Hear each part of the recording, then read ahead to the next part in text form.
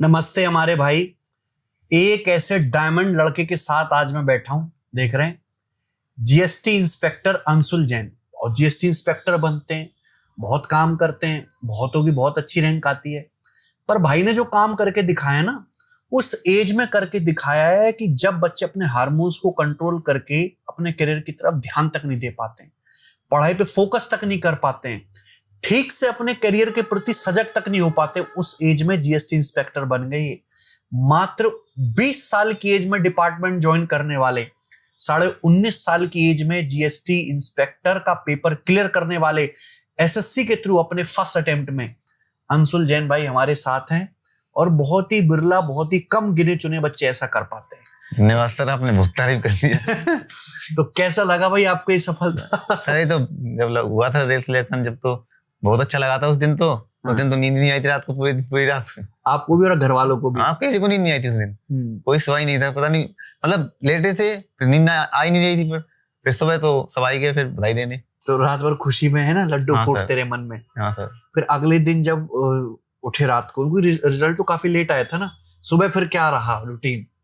सुबह सर वही सब, फिर सब बधाई देने, मतलब कोई ना कोई घर पे आ ही रहा था। हाँ। तो मोहल्ला पड़ोस के और कोई, मतलब किसी ना किसी का पूरे दिन तो फोन ही चलते रहे। फिर तो दो तीन दिन लगातार तो बस फोन ही चलते रहे। किसी की मिस कॉल पड़ी है तो फिर वो उठानी है बाद में। हाँ। अब इसका फोन आया, इसका आया है। ये राजस्थान के भरतपुर जिले से हैं और इन्होंने बीए करी है। तो जब बीए करी थी उसमें भी जो है काफी लोगों ने कहा था बीए कर लिया यार, साइंस से करता कुछ कर पाता। ऐसे लोगों को क्या जवाब दोगे फिर? अब नहीं सर, मतलब बीए कर लो, बीए में ये है कि थोड़ा स्कोप कम है उनका। उनकी बात सही गलत नहीं है, स्कोप थोड़ा कम तो है, पर ये कि आपको पर गवर्नमेंट जॉब में ही जाना है, फिक्स है आपका। अगर सही एज में पता लग जाए ना, सही टाइमिंग पे कि यार गवर्नमेंट जॉब ही करनी है, तो डिग्री के तेल लेना, डिग्री को यूज थोड़ा। डिग्री का सर कोई यूज नहीं है, बीएससी का भी ऐसा कोई खास यूज नहीं है। बीए करो सिंपल, जैसे इनको पता चल गया गवर्नमेंट जॉब ही करनी है, और उसके बाद जो है तैयारी करो, पहले अटेम्प्ट में पार। तो ये किस तरीके से तैयारी कर दी यार एक बार में? रैंक कितनी थी? 2192। ओके, तो कितनी कैसे तैयारी कर दी एक बार में इतनी बढ़िया? वो सर शुरू में ही थोड़ा पढ़ने में ठीक था, उसके बाद 1-1.5 साल लगभग तैयारी की, तो उसमें मुझे भी कॉन्फिडेंस था कि हो जाएगा सीजीएल का पेपर क्रैक। मैथ भी अच्छी थी मेरी, थोड़ी इंग्लिश ही खराब थी बस, और तीनों सब्जेक्ट ठीक थी, रीजनिंग ठीक थी और जीएस भी ठीक थी मेरी। मैथ कैसे तैयार करी है पूरी? मैथ सर मतलब एक तो मतलब 2022 में मैंने एक ऑफलाइन कोचिंग ज्वाइन की थी, पर उसमें थोड़ा मजा मस्ती ज्यादा हुआ। उसके बाद सर जो सीरियस प्रिपरेशन स्टार्ट हुई ना, जो जुलाई अगस्त की समथिंग हुई थी 2023 में। 2023 से? हाँ। उसमें मैंने सबसे पहले क्या किया था, आपके क्लास नोट मंगा लिए थे दोनों, अर्थमेटिक और एडवांस के भी क्लास नोट्स। हाँ, तो मुझे था कि मतलब ये क्लास नोट्स बेस्ट हैं, और भी थे मतलब, पर ये बेस्ट लगे थे मुझे। देखे तो मैंने तो ऑर्डर कर ली, मैंने मंगा लिए। उसके बाद वो क्लास नोट डेली करता था मैं, बिना उसकी हेल्प से क्लास नोट से कंटेंट देखते थे। हाँ। उसमें सीक्वेंस में लिखा होता, बैच का ही तो था, मतलब समझ लेते थे, मुझे तो प्रॉपर समझ में आता था वो, ऐसा मुझे लगा नहीं। पहले से अच्छे थे पढ़ाई में। हाँ, तो मुझे तो प्रॉपर समझ में आता था, क्लास नोट्स आराम से समझ में आ जाते थे। तो शुरू में जैसे कोई क्वेश्चन किया, अब एक बार तो सारे कर लिए, मान लो कोई नहीं भी हुआ तो देख के कर लिया। जब अगली बार किया ना, तो सारे क्वेश्चन बिना देखे करने हैं। अब जो नहीं हो रहा है उनको अंडरलाइन कर देना है। तो अब जो तीसरी बार प्रैक्टिस करूंगा ना मैं, तो केवल अंडरलाइन करूंगा। तो उससे क्या है, मेरा रिवीजन प्रॉपर होता रहता था। कि जो मुझे क्वेश्चन आते थे वो तो मैं करता नहीं था, जो नहीं आते थे उन्हें बार बार रिवीजन करके उनसे फिर आराम से मैथ हो जाती थी। और किसी सवाल में अटक गए तो? किसी सवाल में अटक गया तो जैसे मेरा दोस्त भी थे बहुत सारे, वो आराम से बैच में पढ़ रहे थे, और मेरा भाई भी था, वो भी बैच में पढ़ रहा था।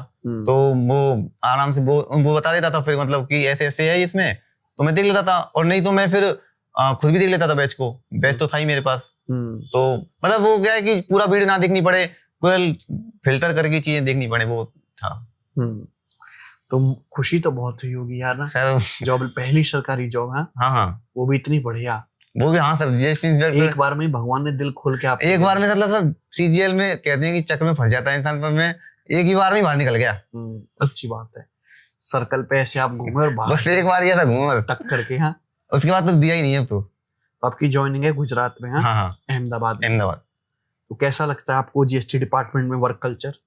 हाँ, वर्क कल्चर बहुत अच्छा है, बहुत मतलब वो ये मतलब जॉब में क्या है, तो हेक्टिक नहीं है इतना कि आराम से सुबह 10 बजे तक जाते हैं, 10 साढ़े 10 बजे तक, शाम को लगभग 6 बजे तक फ्री हो ही जाते हैं। सैटरडे संडे ऑफ है और वेजिटेड हॉलीडे है ही, उसके अलावा भी बहुत हॉलीडे मिलती है हमें, तो उसमें कोई इशू नहीं है कि मतलब आराम से घूम फिर भी सकते हो फिर आराम से। तो डेस्क जॉब भी है और थोड़ा बहुत फील्ड वर्क। हाँ, थोड़ा बहुत फील्ड वर्क भी है उसमें, जैसे आपको कभी कभी जाना पड़ सकता है 2-3 4 दिन महीने में, या फिर जो सीनियर हो गए उनको थोड़ा ज्यादा जाना पड़ सकता है फील्ड में। तो इससे क्या है कि आपको एक्सपोजर भी ज्यादा मिलता है, कि इसमें क्या है, एक डेस्क जॉब में दोनों का मिक्सचर है, एक्टिव भी नहीं होती और मोनोटोनस भी नहीं हो पाती, दोनों का वो है कि अच्छा सा मेंटेन हो जाता है। राजस्थान से पोस्टिंग आपकी गुजरात में हो गई, अहमदाबाद में, तो दिल्ली आने के लिए या गुजरात में हो, उसमें राजस्थान में होम पोस्टिंग के लिए दोबारा से ट्राई करोगे सीजीएल का पेपर? नहीं, मैंने दिया ही नहीं, इस साल नहीं दिया। अच्छा, वही काम करना और यही जॉब करना। हाँ, मैंने ये सोचा था कि मतलब होम पोस्टिंग का था पहले कि मैं तो होम पोस्टिंग ले लेता हूँ, पर मैंने सोचा कि यार सीजीएल से मिलेगा तो जीएसटी इंस्पेक्टर ही होम पोस्टिंग में, इससे अच्छा मुझे यूपीएससी करता हूँ। यूपीएससी में तो फिर हो सकता है जी के ठीक है मतलब, तो देखता हूँ यूपीएससी क्या आ रही है इसका। ओके, पढ़ने का टाइम मिल जाता है इस डिपार्टमेंट में? हाँ, पढ़ने का टाइम आपको निकालना पड़ेगा, मतलब ऐसा नहीं कि मिल ही जाएगा, पर आपको निकालना आता है टाइम, तो फिर निकल जाएगा आराम से। इतनी कम एज में करियर के प्रति इतनी मैच्योरिटी आ गई, तो ये श्रेय आप किसको देना चाहोगे, इसका क्रेडिट? सबसे ज्यादा श्रेय तो इसका माँ बाप का है, माता पिता का। उनको मतलब जो संस्कार है उनके, वो जो मतलब माता पिता के संस्कार होते हैं वही बच्चे में आते हैं, वो तो नेचुरली है। आपका कोई छोटा बड़ा भाई बहन भी है? हाँ, मेरा बड़ा भाई है। अच्छा, और छोटी बहन है। अच्छा, तो बड़े भाई ने ही मुझे सेशन दिया था बीए करने का। बड़े भाई ने क्या किया, बीएससी बीएड इंटीग्रेटेड कोर्स कर लिया। तो बीएससी बीएड में क्या होता है कि लगातार उसमें कॉलेज जाना ही पड़ता है और वो थोड़ा एक्टिव हो जाता है, कॉलेज जाना भी, बस से आना, तो वो 4 साल पढ़ ही नहीं पाया वो। अब पर बीएससी में, और उसने कहा कि बीएससी करने का कोई फायदा नहीं है, बीटेक करनी है तो बीटेक कर लिया तो बीए कर ले। तो मैंने सोचा कि छोड़ो, बीटेक भी क्या ही करनी, बीटेक का मुझे कोई ज्यादा स्कोप लग नहीं रहा था, तो फिर मैंने बीए कर ली उसकी बात ही मान के। तो फिर उससे मतलब वहां से लग गया कि बीए में इतना पढ़ना तो होता नहीं है, तो इस हिसाब से कंपटीशन का पढ़ लो और आराम से हो जाएगा। तो अगर रिजल्ट 13 जुलाई को आ रहा है तो उससे पहले पढ़ना, तो उससे मैंने ग्रेजुएशन ही पढ़ा है। ये आपकी पहली चॉइस थी, फर्स्ट चॉइस जीएसटी इंस्पेक्टर? हाँ, फर्स्ट चॉइस थी। मिल भी गई। इतनी बड़ी बात है यार, इतनी छोटी एज में पहला अटेम्प्ट। मेरा सा मतलब मैं पहले ही सोच रहा था कि यूपीएससी करने के रिगार्डिंग दिल्ली पोस्टिंग के लिए एएसओ ले लेता हूँ, पर एएसओ की एज मुझसे 20 मांग रहे थे उसमें। हाँ, मेरी 19.5 थी। जीएसटी में 18 साल की एज वाले भी जीएसटी इंस्पेक्टर बन सकते हो। जीएसटी में एज मांगते हैं वो 18 से 27। और एएसओ बनने के लिए दिल्ली में जो एएसओ की जो पोस्ट है ना, सीएसएस में या एमईए, इसमें एज मांगते हैं 20 to 27 यूआर कैटेगरी में, जनरल कैटेगरी में।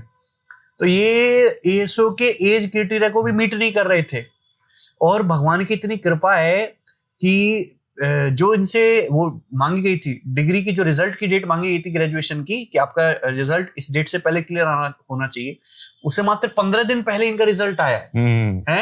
कब आया था? 13 जुलाई को, और मांगी थी 1 अगस्त को। तो ये सारे कोइंसिडेंट, ये इतने समीकरण एक साथ नहीं फिट हो सकते। तो बड़ा काम करोगे आप, हैं? क्या करना होता है सर आप?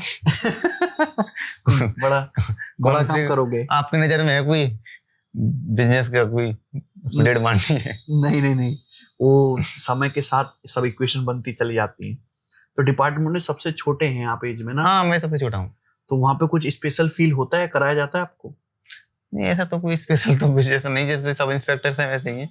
अच्छा, ज्यादातर जो बच्चे ज्यादातर है मतलब मैं जैसे है 2003 जिनका बर्थडे है वो भी है, मतलब 20 साल के हैं, तो मैं 21 का हूँ, तो वो 23-24 के हैं, तो मतलब बराबर से ही है, ऐसा कोई बहुत ज्यादा डिफरेंस भी नहीं लगता मुझे तो। अच्छा, तो नॉर्थ वाले लोग ज्यादा हैं लेकिन? हाँ, पर नॉर्थ वाले हैं सारे। ऐसा क्या चक्कर है कि भाई नॉर्थ वाले लोग ज्यादा गवर्नमेंट जॉब की तैयारी करते हैं, साउथ वाले इंटरेस्ट दिखाते नहीं है? नॉर्थ में थोड़ा क्रेज है गवर्नमेंट जॉब का, साउथ में थोड़ा अभी बिजनेस माइंडेड नहीं तो साइंस फील्ड में ज्यादा जा रहे हैं, या फिर वो अभी जो है कुकेस करके वो फिर वो चेस में जा रहे हैं। हाँ, वहाँ पे मतलब डाइवर्स है, साउथ में डाइवर्स है। हाँ, नॉर्थ में थोड़ा ये है कि पढ़ो, तैयारी करो, नौकरी लो।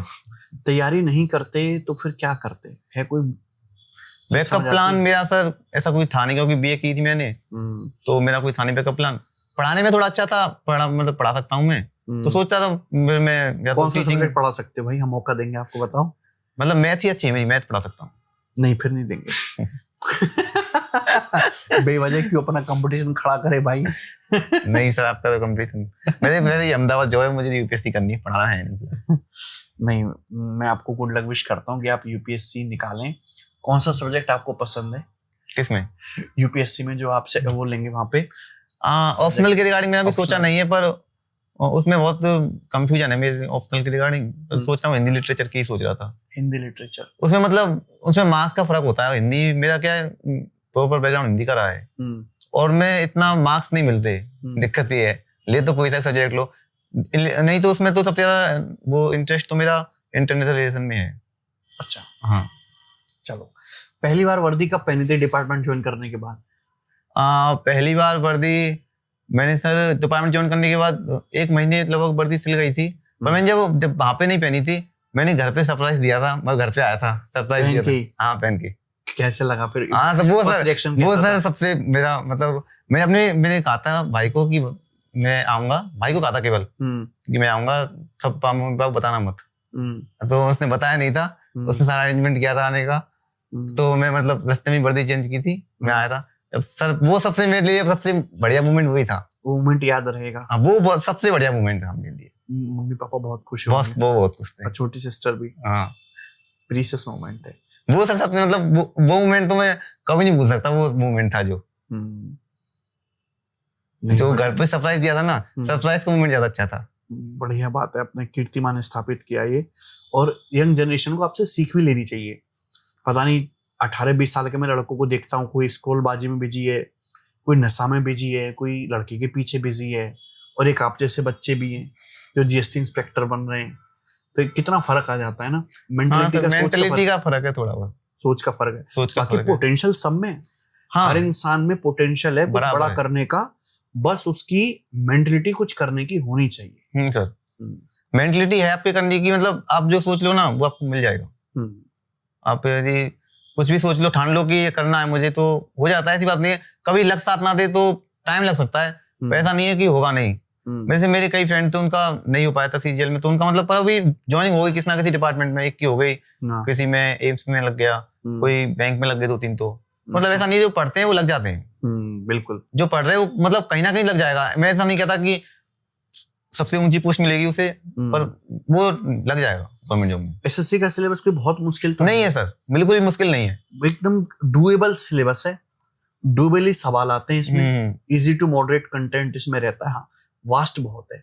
हाँ, ये वास्ट बहुत है, और इसमें एक है जल्दी करना है, जल्दी करना है। एक भी सब्जेक्ट बिगड़ी आपकी तो पेपर पे कर सकता है। ऐसा सर प्री का बताता हूँ मैं, प्री में मेरा मतलब मैथ की वजह से ही मेरा बच गया प्री।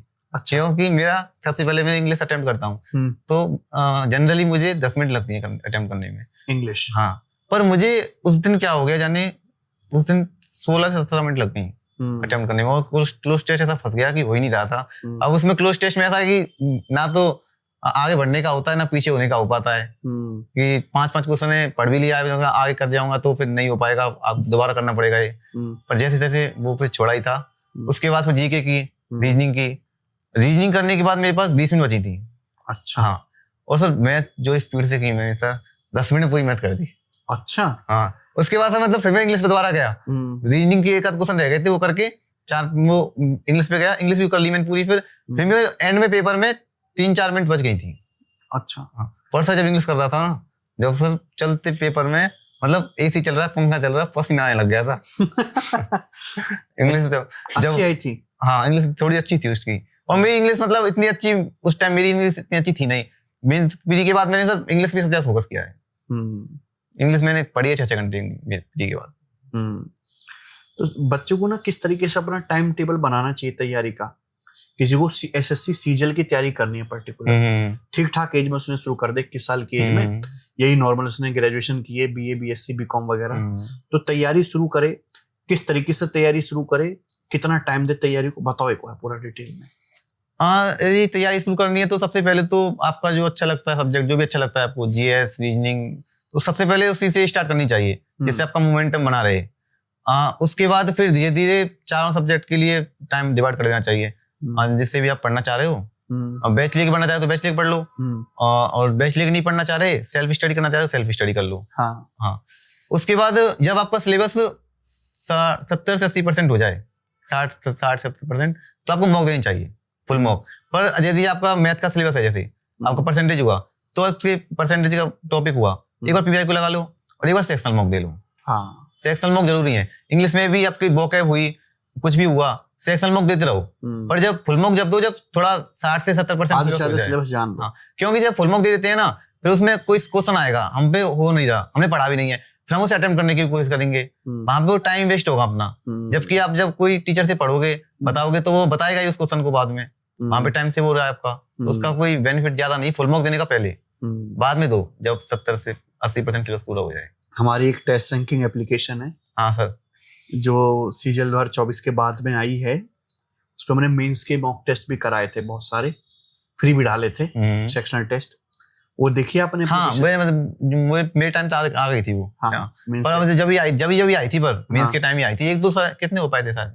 एक महीना पहले आई थी। एक महीना पहले 4-5 मॉक हमने कराए थे और 20 टेस्ट हमने फ्री दिए थे। हाँ, मैंने सेक्शनल टेस्ट ज्यादा दिए थे उसमें। अच्छा। हाँ, फुल टेस्ट तो कम दिए थे, मैंने सेक्शनल दिए थे उसमें, और उसके अलावा शायद एक लाइव भी दिया हो, एक दो लाइव दिए थे शायद।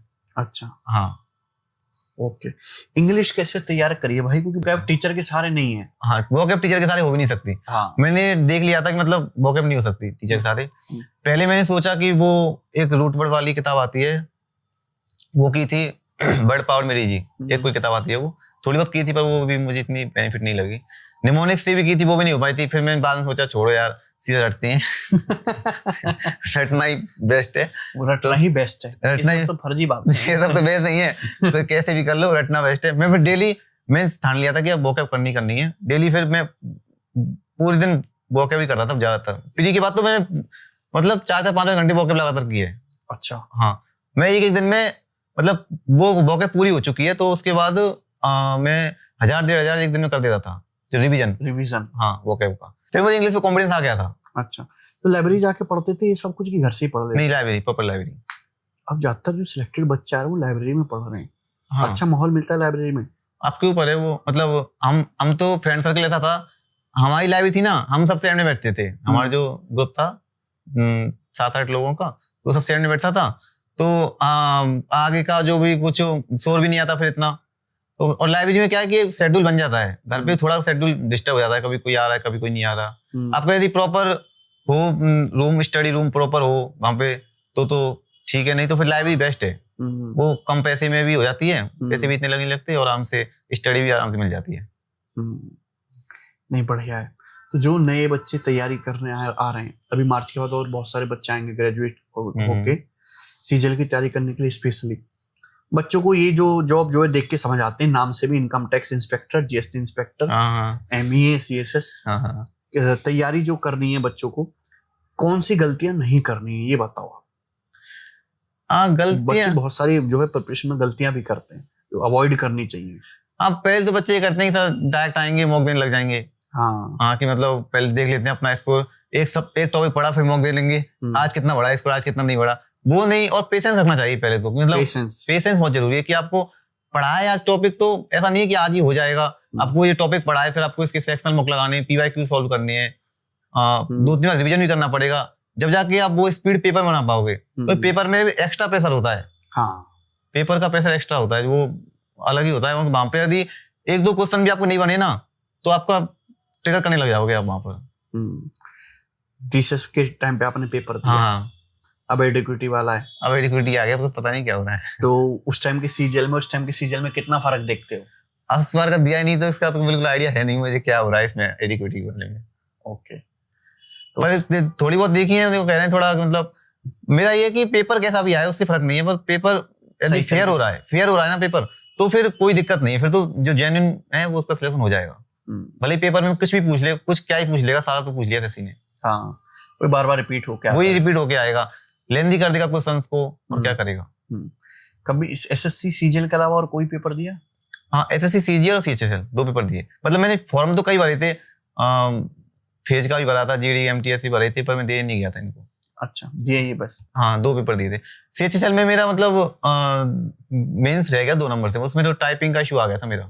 ओके। मतलब मैंने टाइपिंग से ज्यादा मांगते हैं और मेरी इतनी प्रैक्टिस थी नहीं टाइपिंग की। अब पेपर से हम 5 दिन पहले पढ़ाई छोड़ के केवल टाइपिंग कर रहे थे कि टाइपिंग हो जाए कैसे भी कैसे, पेपर पास, मतलब टाइपिंग तो पास हो जाए कम से कम। पर रिवीजन हो नहीं पाया और मेरा प्रॉपर सीजीएल पे कभी ध्यान रहा नहीं। मतलब मैंने सोचा सीजीएल पे, फिर उसके बाद सीजीएल पे मैंने क्या किया कि नया पढ़ना छोड़ दिया 15-20 दिन पहले से ही। केवल जो मैंने अब तक पढ़ा था ना उसका रिवाइज किया। ये टेक्निक सबसे अच्छा है। मतलब कोई पेपर आ रहा है आपका तो आप केवल वो चीज पढ़ो जो आपने पढ़ी है पहले। आप यदि वो पढ़ोगे जो नया ना बच्चे आज करंट अफेयर्स आ गए ये पढ़ लेता हूँ, वो पढ़ लेता हूँ, वो तो कुछ काम आना ही नहीं है जो आपने नया पढ़ा है। जो पुराना पढ़ा है ना वो भी काम नहीं आएगा पेपर में।